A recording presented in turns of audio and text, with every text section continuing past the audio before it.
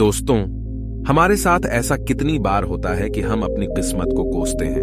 हम कहते हैं हमारी किस्मत फूटी है, ऐसा मेरे साथ ही क्यों होता है। जब हमारे साथ कुछ बुरा होता है हम आमतौर पर निराश हो जाते हैं और अपनी किस्मत पर दोष लगाने लगते हैं। हम यह सोचते हैं कि हमारे भाग्य में उठापटक लिखी गई है और सब गलतियां हमारे ही जीवन में क्यों होती हैं। हमें लगता है कि हमारे पास सही चीजों की कमी है, जिसके कारण हम अपने लक्ष्यों को हासिल नहीं कर पा रहे हैं। कितनी बार हमने बहुत सी चीजें बस यह कहकर छोड़ दी हैं कि किस्मत में होगा, नहीं तो मुझे मिलेगा कैसे।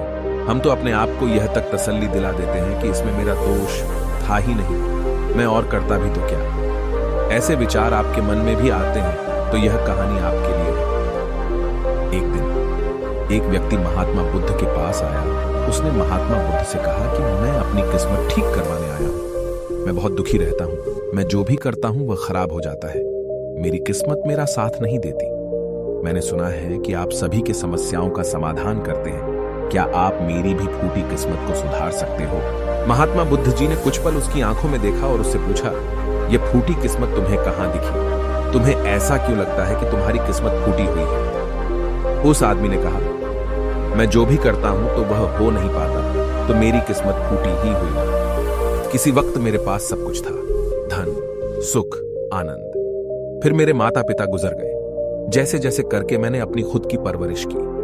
मैंने जिससे सच्चे मन से प्रेम किया, उस प्रेमिका ने किसी और से विवाह कर लिया। मैंने एक छोटा सा व्यापार शुरू किया, तो जिस मित्र के साथ मैंने वह व्यापार शुरू किया वह मेरा व्यापार ही हड़प बैठा। मुझे किसी ने बताया कि आप सारी समस्याओं का हल निकाल देते हो, क्या आप मेरी भी किस्मत ठीक कर सकते हो? महात्मा बुद्ध ने कहा, लाओ तुम्हारी फूटी किस्मत मुझे दे दो, मैं अभी उसकी मरम्मत कर देता हूं। व्यक्ति ने कहा, मैं किस्मत को कैसे दे सकता हूं, वह तो दिखाई भी नहीं देती। महात्मा बुद्ध ने पूछा, जब तुम्हें तुम्हारी किस्मत दिखाई ही नहीं देती तो तुम्हें कैसे पता कि वह खराब हो चुकी है? उस व्यक्ति ने सोचकर उत्तर दिया, नहीं, मैंने कभी ऐसा नहीं देखा कि मेरी किस्मत सचमुच खराब हो चुकी है। व्यक्ति ने कहा, मेरी किस्मत खराब है, तभी तो मेरे साथ सब कुछ गड़बड़ हो जाता है, मेरे बनाए बनाए कामों पर पानी फिर जाता है। अगर मेरी किस्मत अच्छी होती तो सब कुछ ठीक होता है ना। तो महात्मा बुद्ध ने कहा, तुम ठीक दिखाई देते हो, तुम्हारा स्वास्थ्य भी ठीक लग रहा है, तुम्हारे हाथ पैर भी सलामत हैं, तुम अभी तक मरे नहीं हो। मुझे तो तुम्हारी किस्मत में कोई भी खराबी नहीं लग रही, सब कुछ सही लग रहा है। अगर किस्मत खराब होती तो तुम बीमार होती, तुम्हारा अंग भंग हो जाता या तुम मृत्यु को प्राप्त हो जाता। लेकिन ऐसा तो कुछ भी नहीं है, फिर तुम क्यों कह रहे हो कि तुम्हारी किस्मत फूटी हुई है? व्यक्ति ने कहा, आप समझ नहीं रहे हैं, मेरे ऊपर बहुत कर्ज है।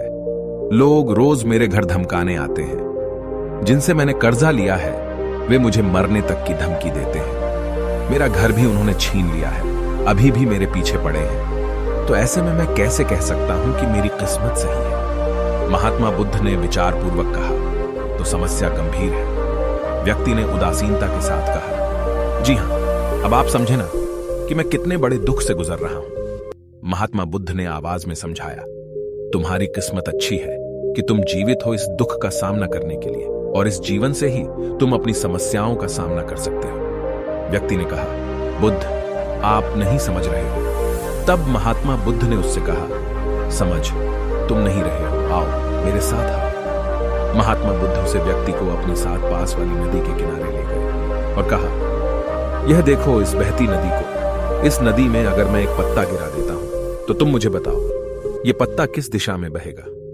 व्यक्ति ने कहा, पत्ता तो नदी के बहाव के साथ नदी की दिशा में ही जाएगा। बुद्ध ने कहा, बिल्कुल सही, अब बताओ पत्ते की किस्मत किसके हाथ में है? व्यक्ति ने कहा, इस पत्ते की किस्मत नदी के हाथ में है, वह जहां चाहे इसे ले जा सकती है। तो महात्मा बुद्ध ने कहा, लेकिन पत्ते तो मेरे हाथ में हैं, मैं चाहूं तो इसे नदी में डाल सकता हूं, चाहूं तो नहीं। व्यक्ति ने कहा, तो फिर इसकी किस्मत आपके हाथों में है, आप जहां चाहे इसे डाल सकते हैं। महात्मा बुद्ध ने कहा, लेकिन इस पत्ते की किस्मत मेरे हाथ में नहीं है, मैं जितना भी चाहूं इस पत्ते को सूखने से नहीं रोक सकता, यह सूख ही जाएगा और मर जाएगा। जब तक यह पेड़ पर था यह हरा था, इसे ऊर्जा मिल रही थी, लेकिन अब यह पेड़ से अलग हो गया है। अब बताओ इस पत्ते की किस्मत अच्छी है या बुरी? व्यक्ति ने कहा, अब तो इसकी किस्मत बुरी है क्योंकि अभी अपने पेड़ से अलग हो गया है। और ज्यादा दिन जीवित भी नहीं रह पाएगा, धीरे धीरे सूख जाएगा। महात्मा बुद्ध ने कहा, अभी यह मरा नहीं है, अभी भी है, जीवित है, और लाभ यह है कि अभी यह पत्ता वह सब कुछ कर सकता है जो वह पेड़ से लगे रहकर नहीं कर सकता था। बुद्ध ने वह पत्ता हवा में छोड़ दिया, वह उड़कर दूर जा गिरा। तब बुद्ध ने कहा, देखो, पेड़ पर रहकर भी कभी इतनी दूर नहीं जा सकता था। आज इसने स्वतंत्र होकर उड़ने का आनंद लिया है। फिर वह पत्ता उड़कर नदी में जा गिरा। बुद्ध ने कहा, देखा, अब वह पत्ता नदी में तैरने का भी आनंद लेगा। और अगर तुम ध्यान से देखो तो यह पत्ता कितने ही छोटे छोटे जीवों को अपने ऊपर बिठाकर नदी के एक किनारे से दूसरे किनारे पहुंचा रहा है। इस पत्ते की भी किस्मत अच्छी है, क्योंकि वह अपने नए अवसरों को ढूंढने में लगा हुआ है। तुम्हारी समस्याएं तुम्हें उड़ने का अवसर दे सकती हैं, यदि तुम उन्हें सकारात्मक नजरिए से देखो। उस आदमी ने वहां खड्डी डीढ़े होकर महात्मा बुद्ध के बातों पर विचार किया। धीरे धीरे उसने पूरी कहानी के पीछे छिपे गहरे अर्थ को समझना शुरू किया। वह महात्मा बुद्ध की ओर देखते हुए बोला, आप सही कह रहे हैं महात्मा, मैंने अपने भाग्य पर ध्यान देने में अपनी दृष्टिकोण को सीमित कर दिया था। मैं इतना प्रयास कर रहा था कि समस्याओं और मुश्किलों पर ही फोकस करता रहता, जिसके कारण मैं उनमें मौजूद अवसरों को देखने में असमर्थ था। मुझे अब समझ आ गया है कि मेरी फूटी किस्मत बस एक डर और निराशा से उत्पन्न एक धारणा थी।